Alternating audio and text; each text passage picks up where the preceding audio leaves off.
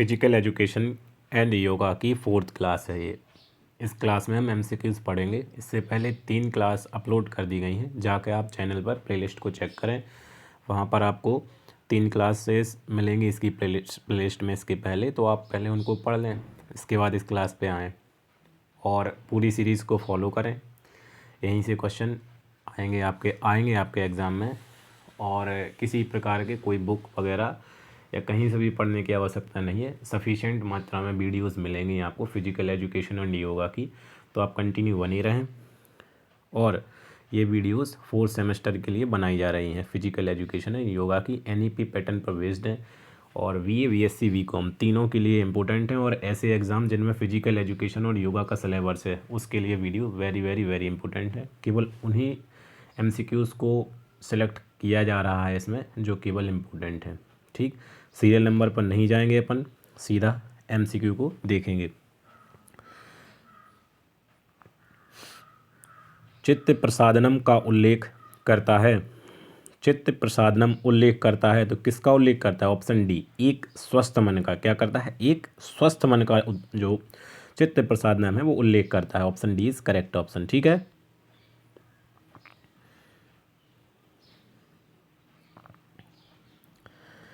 इंद्रियों को इंद्रिय ग्राही वस्तुओं से निकालना है। भैया, इंद्रियों को इंद्रिय ग्राही वस्तुओं से निकालने से, इंद्रिय हैं, अपनी इंद्रियां हैं, 5 प्रकार की इंद्रियां हैं। स्वाद इंद्रिय, ज्ञान इंद्रिय, ठीक है, श्रवण इंद्रिय, 5 प्रकार की इंद्रियां हैं। ठीक है, तो इंद्रिय ग्राही वस्तुओं ऐसी वस्तुएं जो उन इंद्रियों को अपनी ओर आकर्षित करती हैं। अपन को अपनी इंद्रियों को उन चीज़ों से बचाना है, तो इसको ही क्या कहते हैं? समाधि। अरे भाई साहब, जब समाधि ले लेते हैं साधु लोग तो उनका इंद्रियों पर कंट्रोल हो जाता है अपनी। ठीक है, क्या हो जाता है? कंट्रोल हो जाता है, जिसके कारण इंद्रियों को इंद्रिय ग्राही वस्तुओं से निकालना क्या है? समाधि है। निम्नांकित अंतःकरण में से कौन हमारी स्मृति के अनुरूप है? बुद्धि। क्या है? बुद्धि। देखो, अहंकार हो नहीं सकता, मानस होगा नहीं, चित्त भी नहीं होगा। स्मृति, भैया स्मृति किस चीज़ में रहती है? बुद्धि में तो रहती है। बुद्धि से तो स्मृति डेवलप होती है यार, इमेजिनेशन। तो क्या होगा? ऑप्शन सी लगाएंगे correct. Option C is correct option, बुद्धि। किसी विषय पर सहजता से संशय कहलाता है। धारणा।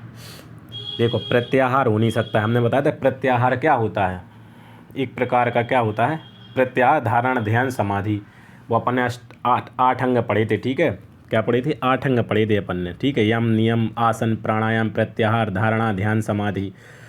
देखो, ध्यान, समाधि, धारणा। अब धारणा क्यों है? किसी विषय पर सहजता से संशय क्या कहलाता है? धारणा कहलाता है। भैया किसी, ये आप डायरेक्ट याद कर लो, किसी विषय पर सहजता से संशय क्या कहलाता है? धारणा कहलाता है। Option B is correct option. संस्कृत में वंद का शाब्दिक अर्थ है बंद करना। देखो, वंद से आ गया बंद, वंधे से आ गया बंद। ठीक है, तो सी लगा देंगे ऑप्शन करेक्ट ऑप्शन, बंद करना। पंचकोश का सिद्धांत उत्पन्न हुआ तो किससे हुआ?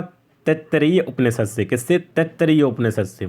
2-3 बार क्वेश्चन को पढ़ेंगे, ऑटोमेटिकली याद छप जाएगा दिमाग में। रिक्त स्थान भरें। व्यवहार में सत्यता, सादगी और समभाव है। किस व्यवहार में? देखो, तमस। देखो, तम मान होता है अंधकार, तो तमस में तो ये सब चीज़ें होंगी नहीं। सत्यता, सादगी, संभव, ये तो अच्छे गुण हैं। ये अंधकार में तो कभी जा नहीं सकते, रजस में नहीं जाएंगे।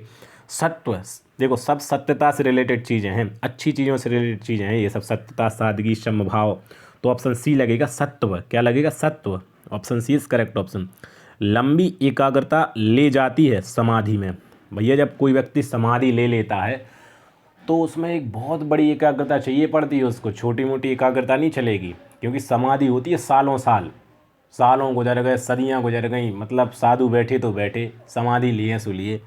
ठीक है, तो इसमें बहुत लंबी एकाग्रता की आवश्यकता है। मन को एकदम कंसंट्रेट चाहिए, आपका एकाग्र चाहिए, शांत चाहिए, स्थिर चाहिए, तभी तो क्या होगा? आपकी समाधि कहलाएगी, समाधि लगा पाएंगे आप। तो लंबी एकाग्रता किस में ली जाती है? डी, समाधि में। स्वयं को उच्च सिद्धांतों के लिए उत्सर्ग एवं समर्पण है। ऑप्शन डी, ईश्वर प्राणिधान। ऑप्शन डी, ईश्वर प्राणिधान। फलों की आसक्ति के बगैर कर्तव्य करना है निष्काम कर्म। देखो, ऑप्शन ए, क्यों है देखो, अपन के जो श्री कृष्ण जो भगवत गीता है अपनी, उसमें क्या बताया गया है, जो गीता है उसमें गीता का उपदेश जो कृष्ण भगवान होते हैं वो अर्जुन से कहते हैं कि कर्मण्यवाधिकारस्ते माँ फलेषु कदाचन। हे अर्जुन, क्या कहते हैं जो कृष्ण भगवान होते हैं अर्जुन से कि हे अर्जुन, कर्मण्यवाधिकारस्ते, कर्म में विश्वास रखो। किस में रखो? कर्म में विश्वास रखो, फल में कदापि नहीं। फल में विश्वास नहीं रखना चाहिए भाई साहब, फल तो ऑटोमेटिक मिलेंगे जब आप कर्म करोगे, ठीक है। तो यही है फलों की आसक्ति, मतलब फलों की बिना, फलों के प्रति बिना आकर्षित हुए आप कर्म कर रहे हैं, कर्म करते जा रहे हैं, तो क्या होगा? निष्काम कर्म, आपका कोई उसमें लोभ नहीं है, कर्म में कोई लोभ नहीं छुपा हुआ है कि हम इसीलिए काम कर रहे हैं, हम तो काम कर रहे हैं, अब हो या ना हो वो सब भगवान के ऊपर है, ठीक। ऑप्शन इज करेक्ट ऑप्शन, निष्काम कर्म। प्राणायाम का अभ्यास एक प्रकार की यौगिक क्रिया है जो संशोधित करता है प्राणमय कोश। देखो प्राणायाम से क्या आ गया? प्राण, तो प्राण से लगा देंगे प्राणमय कोश, option B is correct option. निम्न में कौन सी संतुलनकारी योग मुद्रा है? कौन सा? नटराज आसन। क्या शानदार चीज़ है भाई साहब, भगवान जो शिव नृत्य करते हैं जिस आसन में, उसको कहते हैं नटराज आसन। नटराज, भगवान शिव की नटराज मूर्ति होती है, वैसे ही आसन, उसी पोजीशन में आसन किया जाता है, ठीक है। तो निम्नांकित में कौन सी संतुलनकारी योग मुद्रा है? तो नटराज आसन, ठीक है। Option C is correct option, direct याद करेंगे अपन, ईजी भी है। रिक्त स्थान भरें। किसी चीज़ को समझने में, सुनने में और अभ्यास करने में अक्षमता है प्रमाद। इसको क्या कहते हैं? प्रमाद कहते हैं, ठीक है। Option D is correct option. रिक्त स्थान भरें। सूर्य नमस्कार और रिक्त स्थान और श्वसन का बहुत अच्छा संयोजन है, क्या है? प्राणायाम।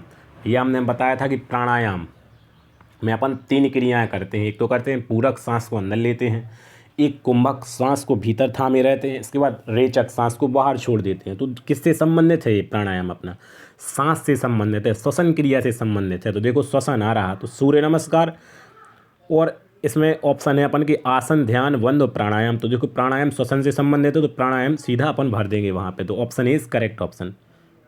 निम्न में कौन सा आसन मस्तेंद्र ऋषि के नाम पर है? तो क्या है? सी, अर्ध मस्तेंद्र आसन। बिल्कुल ईजी क्वेश्चन।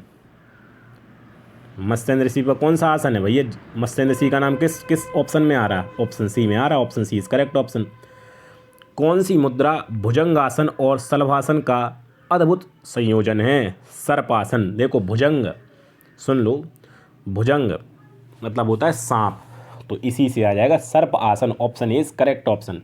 कौन सी मुद्रा भुजंगासन और शलभासन का अद्भुत संयोजन है? ऑप्शन ए सर्पासन। भैया भुजंग आ रहा प्रश्न में, भुजंग मान होता है सर्प, तो ऑप्शन ए लगा देंगे सर्पासन। निम्न में से कौन एक क्रिया है? क्या है? कपाल भारती। देखो कपाल भारती, ऑप्शन ए लगाएंगे यहाँ पे, क्या है? कपाल भारती क्रिया होती है, ठीक। Option A is correct option. प्रत्येक योग शिक्षक को अभ्यास सत्र प्रारंभ करना चाहिए आसन के साथ। कोई भी योग शिक्षक है वो अपना अभ्यास, योग अभ्यास चालू करने वाला है, तो चालू करने से पहले सबसे पहले उसको आसन करना है, ठीक है। मतलब जो स्टेप बाय स्टेप, तो ये बताया गया कि सबसे पहले आसन कीजिए, इसके बाद आप कई और चीज़ें कीजिए, व्यायाम कीजिए, लेकिन पहले आसन होना चाहिए। Option is correct option. भोजन एवं योग अभ्यास के बीच न्यूनतम कितना समयांतर होना चाहिए? तो 2 घंटा। कितना होना चाहिए? जैसे आपने अभी भोजन खा लिया, मतलब योग अभ्यास कर लिया पहले सुबह सुबह, तो आप नाश्ता सीधे नहीं लेंगे कि यहाँ से जाके सीधा उन्होंने कि नाश्ता ये वो मिठाई ये सब खा लिया आपने, ठीक है। आपको जाना है 2 घंटे, रुक जाना है योगाभ्यास के बाद। इसके बाद आपको बढ़िया हल्का फुल्का भोजन लेना है जो क्या हो? ऑर्गेनिक हो, इसमें मिर्च मसाले क्या हो? कम हो, ठीक है। तो भोजन एवं योग अभ्यास के बीच न्यूनतम कितना समय अंतर होना चाहिए? ऑप्शन सी 2 घंटा। योगी के भोजन को क्या कहा जाता है? तो बी मिताहार। ये वेरी इंपॉर्टेंट क्वेश्चन है दोनों, ठीक है। दोनों क्वेश्चन कैसे हैं? Very important. योगी के